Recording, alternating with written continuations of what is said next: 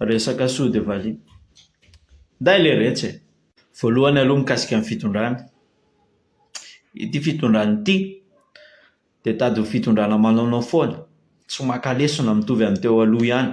Ny fampijoroana soa dia valia dia mazava be, fantatray tsara fa fampijoroana ny toeranareo, fa nga misy manozongozona ilay izy. Fantatray tsara amin'ny position anareo hoe angonina ny force rehetrarehetra mba halegitima an'ity fanjakana ity, izay hita fa tena fanjakana mitady anao kitotoa. Bitika hiresaka momba amin'ny populisme. Matoa ianao manao populisme dia misy zavatra fenonao. Hiresaka zavatra tsotra, raha misy kiraro amidy any an-tsena dia tenenina hoe vrai be io, dia midote ny olona hoe, manontany tena ny olona hoe tena vrai marina ve io, fa ny zavatra rehefa vrai tsy mila atao pub. Matoa zany ianareo manao populisme, matoa nareo manatsaratsara ny imaginareo, ny toeranareo misy zavatra be da be tsy mandeha amin'ny laoniny ao rakofana. Raha mandeha amin'ny laoniny tsara ity fitondrana ity, manao zavatra ara-dalàna, na izaho manokana raha mba hideranareo hanao ny populisme anareo, fa matoa tsy mandeha amin'ny laoniny, manaitra ny sain'ny vahoaka malagasy matoa io ny populisme mandeha. Ohatra, ilay tany a France ireny, filoham-pirenena manao bisou any France, tsy alika e. Mendrika an'izany ve ny vahoaka malagasy? Ny tena hanamarika an'izany filoham-pirenena izany ve dia ny ampisehoana fa mpivady mifankatia tsara, nanangana zaza anankiray ohatra. Mandeha zao ny hira Ramora favori, inona ilay aniny iny, mandeha fanindraindraina amin'ny filoha hoe fanavaozana tena fanavaozana, averiko ihany.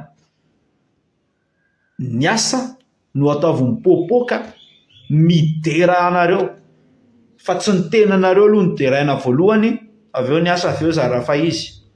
Mila asa. D'ailleurs mbola verina anontaniana konkoa ity zavatra ity, fa tena asa ohatr'izany ve aloha ny andrasana aminareo? Intérim ve ilay zavatra misy eto Madagasikara? Manaonao foana ve? Intérim sa nareo manao transition sa inona tsy voafaritra fa tonga dia midatra be fotsiny zavatra eto Madagasikara? Resaka mahitsihitsy ity. Mila tonga saina koa ny vahoaka malagasy amin'izany hoe maninona tsika ny tsisy mireagira amin'ny zavatra toy izany. Dia zavatra ohatr'izany no andeha tohanan'ny soa dia valia.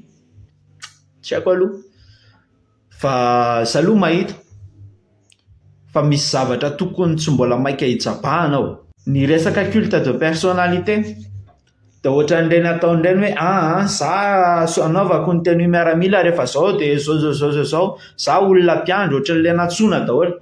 Averenina mitadidy kely isika. Vao izy ny tonga teo amin'ny fitondrana, natsoina daholo ity mpiandry, nandroaka devoly. Raha manana finoana ianao dia tokony natsoinao ny mpiandry discrètement ilay izy, satria conviction anao ny resaka finoana, anao manokana ny resaka finoana, dia nataonao ny asa fandroahana devoly tao amin'ny lapa, fa tsy natao appel dradradradraina be tohan'ireny hoe andao daholo ireo olona voakary amin'ny lapa satria misy devoly ato, roahana ny asan'ny devoly rehetrarehetra. Zay mijery aty ivelany ohatran'ny hoe lasa ridicule ilay zavatra, ohatran'ny lasa hoe manavendrana anay malagasy, ohatran'izany ange tsy nitiavanay an'ilay zoko teo aloha teo e, mba mandraisa lesona. Averiko ihany, ny zavatra rehefa hita tsara, ny olona rehefa hita fa mampandroso, tsy mila atao dokam-barotra be ohatran'ity zavatra ataonareo ity. Ny zavatra hitanay dia Rajoelina 2.0 ihany ianao, mahitsy be ilay izy. Fitondrana amin'izao Rajoelina 2.0 ihany, satria ny fomba fiasa tsisy miova. D'ailleurs nirafitra ao anatin'ny inona izy teo, nirafitra anatin'ny fonction publique, mbola manaonao foana ihany ny fonction publique. Ny olona rehetrarehetra miasa amin'ny mpanjakana mbola manao kitotoa, mbola mandray tsolitra, nefa dia omena augmentation, tsisy ninona mandeha amin'izay laoniny. Kanefa dia ny populisme ny atao mandeha kokoa. Aiza ny fandraisana andraikitra ny amin'izay? Farany resaka soa dia valia. Soa dia valia zany mitady hijabaka foana matetika, satria dia izao manao niaraka amin'ireny izy tsy haiko hoe nandinika tsara ve sa tsia niaraka tamin'ity fitondrana ity.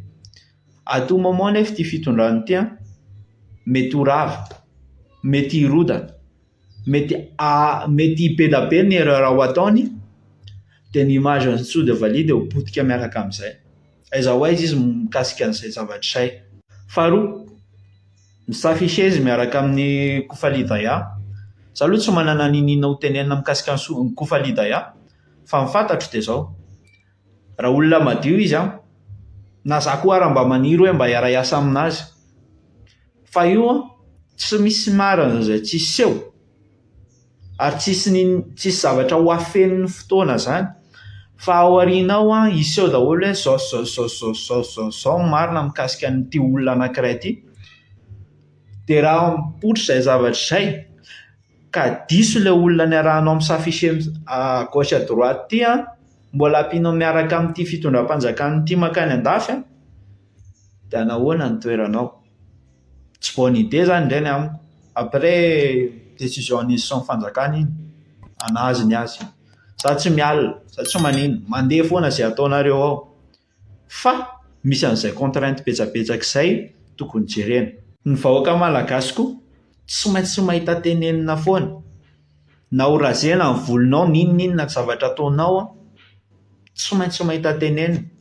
Fa anjaranao kosa anefa no mandray andraikitra amin'ny balance hoe aiza ny pour, aiza ny contre. Mankasitraka.